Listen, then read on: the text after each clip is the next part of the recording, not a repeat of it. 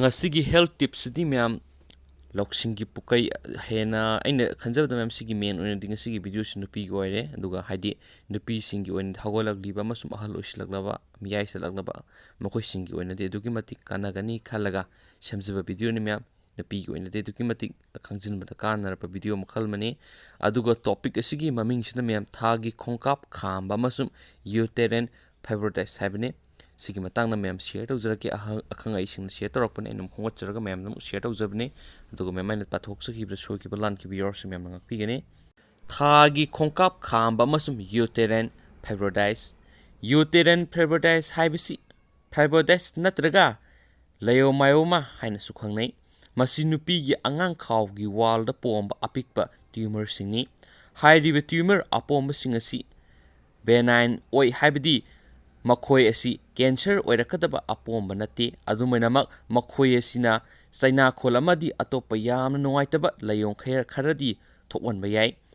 fibroid sing asi nupi singi oina khwaidagi common oiba benign tumor makhane makhoi asi angang pokpa yaba chahi matangi nupi singdana khwaidagi hena nagali nupi singna masigi khudong sadaba si thagi khongkap khamba horakpa manung amadi kham khraba matung phawba adum makha chathaduna leibi yai natragana hairiba punsigi tangkak asida ihan hanbo oina naba horakpa phawba yai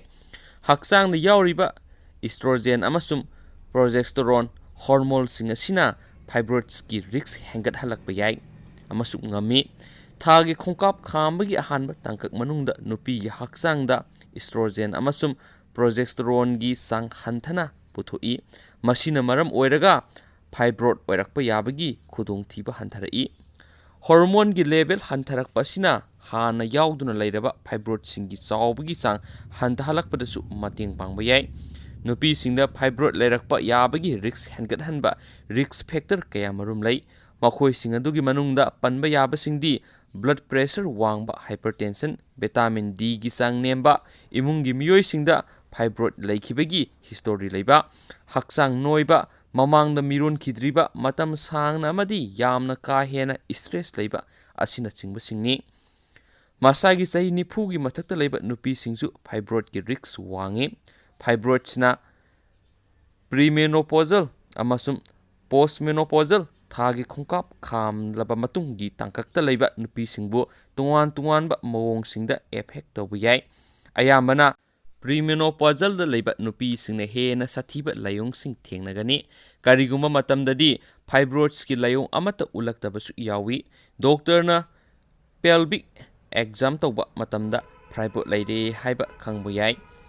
premenopausal natragana postmenopausal gi tangkakta leiba nupi singna makhara piriba fibroid ki layong sing asi thengnaba yai layong sing adudi I yamna ka hena satpa spotting I khara satpa toina tawba I ka hena satkibadagi anemia narakpa thagi khongkap lakpaga manana pukgekpa pukki makha thangba sarukta ithan thangatpagum phawba puk kangkhatpa khwang naba mapan toina thokpa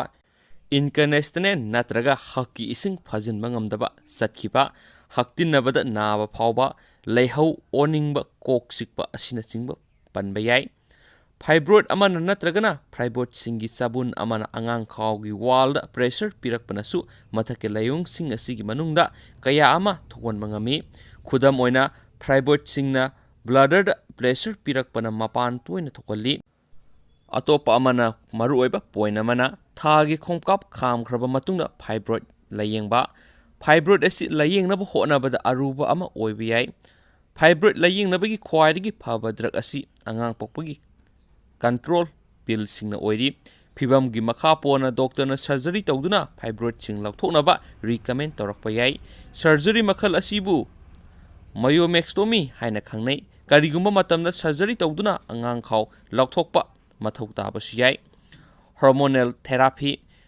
angang pokpa control pill sing asi chaina khol amadi ka hena satpana singba fibroid ki layong sing manage tawnabagi pambai amani adumoinamak masimangna apombasing adugi chawbagi sang hantahanba natragana manghankibadi ngamde hormonal therapy gi matungda tongan ba makhal sing lei phibam gi makha pona karambana khwaidagi phagadagi haibadu doctor na lepkani hainsu sigi ꯑꯈꯪ ꯑꯍꯩꯁꯤꯡꯅ ꯁꯤꯌꯔ ꯇꯧꯔꯛꯄꯗ ꯑꯁꯨꯝꯅ ꯐꯣꯡꯗꯣꯛꯄꯤꯔꯛꯏ ꯑꯗꯨꯒ ꯃꯌꯥꯝꯗꯁꯨ ꯁꯤꯒꯤ ꯀꯟꯇꯦꯟꯁꯤ ꯇꯥꯕꯤꯕ ꯂꯣꯏꯔꯕ ꯃꯇꯨꯡꯗ ꯀꯔꯝꯕ ꯋꯥꯈꯜꯂꯣꯟ ꯂꯩꯒꯦ ꯍꯥꯏꯕꯗꯨ ꯁꯣꯏꯗꯅ ꯀꯣꯃꯦꯟ ꯕꯣꯛꯁꯇ ꯀꯣꯃꯦꯟ ꯑꯃꯇ ꯊꯝꯕꯤꯔꯝꯃꯣ ꯃꯈꯥ ꯆꯠꯊꯔꯛꯄ ꯑꯣꯏꯅ ꯃꯌꯥꯝ ꯋꯥꯔꯤ ꯃꯆꯥ ꯈꯛꯇꯪ ꯍꯥꯞꯆꯔꯝꯒꯦ ꯄꯥꯎꯔꯧ ꯑꯣꯏꯕ ꯌꯥꯕ ꯋꯥꯔꯤ ꯃꯆꯥ ꯈꯛꯇꯪ ꯃꯌꯥꯝꯅ ꯁꯤꯌꯔ ꯇꯧꯖꯔꯝꯒꯦ ꯌꯥꯝꯅ ꯅꯨꯡꯉꯥꯏꯕ ꯄꯥꯎꯔꯧꯒꯤ ꯑꯣꯏꯕ ꯌꯥꯝꯅ ꯑꯗꯨꯛꯀꯤ ꯃꯇꯤꯛ ꯄꯨꯛꯅꯤꯡ ꯂꯧꯁꯤꯟꯕ ꯌꯥꯕ ꯇꯣꯄꯤꯛ ꯑꯃꯅꯤ ꯃꯌꯥꯝ ꯉꯁꯤ ꯊꯦꯡꯅꯖꯔꯤꯕꯁꯤ ꯇꯣꯄꯤꯛ ꯑꯁꯤꯒꯤ ꯃꯃꯤꯡꯅ ꯃꯌꯥꯝ ꯑꯦꯗꯤꯁꯟꯒꯤ ꯋꯥꯔꯤ ꯍꯥꯏꯕꯅꯤ ꯃꯌꯥꯝꯅꯁꯨ ꯊꯣꯏꯗꯣꯛ ꯍꯦꯟꯗꯣꯛꯅ ꯈꯪꯅꯔꯕ ꯃꯤꯁꯛꯅꯤ ꯑꯦꯗꯤꯁꯟꯁꯤ ꯁꯤꯒꯤ ꯃꯇꯥꯡꯗ ꯃꯌꯥꯝꯗ ꯁꯤꯌꯔ ꯇꯧꯖꯔꯛꯀꯦ photography electric bulb motion picture ꯀꯦꯃꯦꯔꯥꯅꯆꯤꯡꯕ ꯄꯨꯊꯣꯛꯂꯝꯂꯤꯕ ꯊꯣꯃꯥꯁ ꯑꯜꯐꯥ ꯑꯦꯗꯤꯁꯟꯒꯤ ꯃꯃꯤꯡ ꯑꯩꯈꯣꯏꯅ ꯇꯥꯔꯦ ꯑꯗꯨꯕꯨ ꯃꯍꯥꯛꯀꯤ ꯑꯁꯦꯡꯕ ꯄꯨꯟꯁꯤꯒꯤ ꯋꯥꯔꯤꯗꯤ ꯏꯇꯥ ꯇꯥꯟꯅꯗ꯭ꯔꯤ ꯃꯍꯥꯛ ꯑꯁꯤ ꯑꯉꯥꯡ ꯑꯣꯏꯔꯤꯉꯩꯗꯗꯤ ꯃꯤꯃꯥꯟꯅꯗꯕ ꯃꯤꯑꯣꯏ ꯑꯃ ꯑꯣꯏꯔꯝꯃꯤ ꯁ꯭ꯀꯨꯜꯗ ꯑꯣꯖꯥꯅ ꯃꯤ ꯑꯣꯏꯔꯔꯣꯏꯗꯧꯕ ꯃꯤꯑꯣꯏꯅꯤ ꯍꯥꯏꯅ ꯊꯑꯣꯏꯅ ꯇꯧꯕꯤꯔꯝꯗꯦ ꯃꯍꯥꯛꯀꯤ ꯁꯥꯎꯔꯕ ꯃꯃꯥꯅ ꯁ꯭ꯀꯨꯜꯗꯒꯤ ꯂꯧꯊꯣꯛꯂꯒ ꯃꯌꯨꯝꯗ ꯂꯥꯏꯔꯤꯛ ꯇꯝꯕꯤꯔꯝꯃꯤ ꯃꯍꯥꯛꯀꯤ ꯆꯍꯤ 14 ꯁꯨꯔꯛꯄ ꯑꯗꯨꯋꯥꯏꯗ ꯃꯅꯥ ꯇꯥꯊꯤꯕ ꯍꯧꯔꯛꯈꯤ ꯃꯁꯤ ꯄꯨꯝꯅꯃꯛ ꯑꯁꯤꯅ ꯃꯍꯥꯛꯄꯨ ꯅꯤꯡꯍꯟꯅꯕ ꯉꯝꯈꯤꯗꯦ ꯂꯝꯕꯤꯗ ꯇ꯭ꯔꯦꯟꯗ ꯃꯤꯊꯥꯏ ꯈꯕꯔꯅꯆꯤꯡꯕ ꯌꯣꯟꯗꯨꯅ ꯁꯦꯟ ꯇꯥꯟꯕ ꯍꯧꯔꯛꯈꯤ ꯃꯃꯩꯗ ꯂꯝꯕꯤꯗ ꯈꯕꯔ ꯌꯣꯟꯕꯒꯤ ꯑꯦꯛꯁꯀ꯭ꯂꯨꯁꯤꯞ ꯔꯥꯏꯠ ꯂꯧꯕ ꯉꯝꯈꯤ ꯃꯁꯤꯒ ꯂꯣꯏꯅꯅ ꯃꯍꯥꯛꯀꯤ ꯒ꯭ꯔꯥꯟ ꯑꯦꯛ ꯍꯦꯔꯜ ꯀꯧꯕ ꯈꯕꯔ ꯑꯃꯁꯨ ꯐꯣꯡꯕ ꯍꯧꯔꯛꯈꯤ ꯆꯍꯤ 14 ꯁꯨꯔꯛꯄꯗ ꯑꯦꯗꯤꯁꯟꯅ ꯋꯦꯁꯇꯔꯟ ꯌꯨꯅꯤꯌꯟꯗ ꯌꯥꯎꯈꯤ ꯑꯃꯗꯤ ꯑꯦꯁꯣꯁꯤꯌꯦꯠ ꯄ꯭ꯔꯦꯁ ꯅ꯭ꯌꯨ ꯋꯦꯌꯔꯅꯆꯤꯡꯕꯒꯤ ꯊꯕꯛꯁꯨ ꯇꯧꯔꯝꯃꯤ ꯑꯗꯨꯕꯨ ꯏꯀꯨꯏ ꯀꯨꯏꯗꯅ ꯃꯍꯥꯛꯀꯤ ꯄꯥꯝꯖꯕ ꯆꯥꯡꯌꯦꯡ ꯀꯌꯥ ꯇꯧꯕꯗ ꯍꯦꯟꯅ ꯄꯨꯛꯅꯤꯡ ꯆꯪꯈꯤꯕꯗꯒꯤ ꯃꯊꯧ ꯅꯤꯡꯊꯤꯅ ꯇꯧꯗꯦ ꯍꯥꯏꯗꯨꯅ ꯊꯕꯛ ꯂꯥꯎꯊꯣꯛꯄꯤꯈꯤ ꯑꯁꯨꯝꯅ ꯐꯤꯕꯝ ꯁꯣꯛꯂꯕ ꯄꯨꯟꯁꯤ ꯑꯃ ꯂꯦꯟꯕ ꯍꯧꯔꯛꯄꯗ ꯃꯍꯥꯛꯀꯤ ꯅꯨꯄꯤ ꯃꯦꯔꯤ ꯁ꯭ꯇꯦꯋꯦꯜꯁꯨ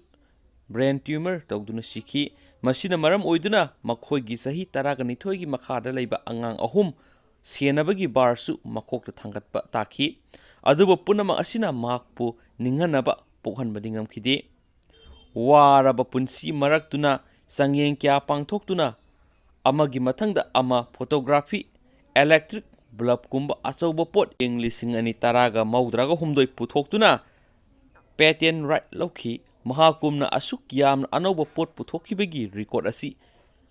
ꯍꯧꯖꯤꯛ ꯐꯥꯎꯕꯗ ꯀꯅꯥ ꯑꯃꯠꯇꯅ ꯊꯨꯒꯥꯏꯕ ꯉꯝꯗ꯭ꯔꯤ ꯃꯍꯥꯛꯅ ꯏꯂꯦꯛꯇ꯭ꯔꯤꯛ ꯕꯜꯕ ꯄꯨꯊꯣꯛꯅꯕ ꯍꯣꯠꯅꯕꯗ ꯆꯥꯡꯌꯦꯡ 1,000 ꯃꯊꯛꯇ ꯄꯥꯡꯊꯣꯛꯈꯤ ꯃꯁꯤꯒꯤꯁꯨ ꯃꯊꯛꯇ ꯑꯦꯗꯤꯁꯟꯅ ꯃꯥꯂꯦꯝꯗ ꯈ꯭ꯋꯥꯏꯗꯒꯤ ꯆꯥꯎꯅ ꯂꯂꯣꯟ ꯏꯇꯤꯛ ꯇꯧꯕ ꯖꯦꯅꯔꯦꯜ ꯏꯂꯦꯛꯇ꯭ꯔꯤꯛ ꯀꯝꯄꯅꯤ (GEC) ꯒꯨꯝꯅ ꯀꯝꯄꯅꯤ ꯀꯌꯥꯁꯨ ꯂꯤꯡꯈꯠꯂꯝꯃꯤ ꯏꯪꯂꯤꯁꯀꯤ ꯑꯣꯏꯕ ꯁꯥꯃꯨꯑꯦꯜ ꯖꯣꯟꯁꯟꯅ ꯏꯔꯝꯃꯤ ꯑꯆꯧꯕ ꯊꯕꯛꯁꯤꯡ ꯑꯁꯤ ꯄꯥꯡꯒꯜꯅ ꯇꯧꯕ ꯅꯠꯇꯦ ꯑꯈꯥꯡ ꯀꯟꯕꯅ ꯇꯧꯕꯅꯤ ꯅꯣꯡꯃꯗ ꯄꯨꯡ 3 ꯌꯥꯝꯅ ꯀꯟꯅ ꯂꯦꯞꯇꯅ ꯆꯠꯂꯕꯗꯤ ꯆꯍꯤ 8 ꯄ꯭ꯔꯤꯊꯤꯕꯤ ꯑꯁꯤ ꯀꯣꯏꯅ ꯆꯠꯀꯅꯤ ꯑꯩꯅ ꯃꯁꯤ ꯇꯧꯕ ꯉꯝꯂꯣꯏꯗ ꯍꯥꯏꯗꯨꯅ ꯃꯥꯏꯊꯤꯕꯒꯤ ꯋꯥꯈꯜ ꯁꯥꯒꯠꯄꯗꯤ ꯌꯥꯝꯅ ꯂꯥꯏ ꯑꯗꯨꯕꯨ ꯃꯥꯏ ꯄꯥꯛꯄ ꯄꯨꯟꯁꯤꯗꯤ ꯑꯣꯏꯔꯣꯏ ꯄꯨꯟꯁꯤꯗ ꯃꯥꯏ ꯄꯥꯛꯀꯦ ꯍꯥꯏꯔꯕꯗꯤ ꯊꯣꯃꯥꯁ ꯑꯜꯐꯥ ꯑꯦꯗꯤꯁꯟꯒꯨꯝꯅ ꯈꯥꯡꯕ ꯀꯟꯕ ꯇꯥꯏ ꯂꯦꯞꯇꯅ ꯍꯣꯠꯅꯕ ꯇꯥꯏ ꯍꯥꯏꯅꯁꯨ ꯁꯤꯒꯤ ꯄꯥꯎꯔꯧ ꯑꯣꯏꯔꯕ ꯐꯖꯔꯕ ꯋꯥꯔꯤ ꯃꯆꯥꯁꯤꯅ ꯑꯁꯨꯝꯅ ꯐꯣꯡꯗꯣꯛꯄꯤꯔꯛꯏ ꯑꯗꯨꯒ ꯃꯌꯥꯝ ꯉꯁꯤꯒꯤ ꯑꯣꯏꯅꯗꯤ ꯃꯇꯥꯡ ꯑꯁꯤꯗ ꯂꯣꯏꯁꯤꯟꯖꯔꯒꯦ ꯑꯗꯨꯒ ꯃꯌꯥꯝꯒꯤ ꯋꯥꯈꯜꯂꯣꯟꯅ ꯀꯔꯤ ꯃꯣꯠ ꯂꯩꯕꯤꯕꯒꯦ ꯍꯥꯏꯕꯗꯨ ꯁꯨꯡꯁꯣꯏ ꯁꯣꯏꯗꯅ ꯀꯣꯃꯦꯟ ꯕꯣꯛꯁꯇ ꯀꯣꯃꯦꯟ ꯑꯃꯇ ꯊꯝꯕꯤꯔꯝꯃꯣ ꯁꯤꯌꯥꯔꯒ ꯃꯌꯥꯝ ꯉꯁꯤꯒꯤꯗꯤ ꯀꯥꯏꯅꯔꯁꯤ ꯑꯗꯨꯒ ꯍꯌꯦꯡ ꯑꯅꯧꯕ ꯍꯦꯜꯊ ꯇꯤꯞꯁ ꯑꯃꯁꯨꯡ ꯋꯥꯔꯤ ꯃꯆꯥ ꯃꯌꯥꯝ ꯁꯣꯏꯗꯅ ꯁꯤꯌꯥꯔ ꯇꯧꯖꯔꯛꯀꯦ ꯊꯦꯡꯛ ꯌꯨ ꯑꯦꯟड ꯕꯥꯏ ꯕꯥꯏ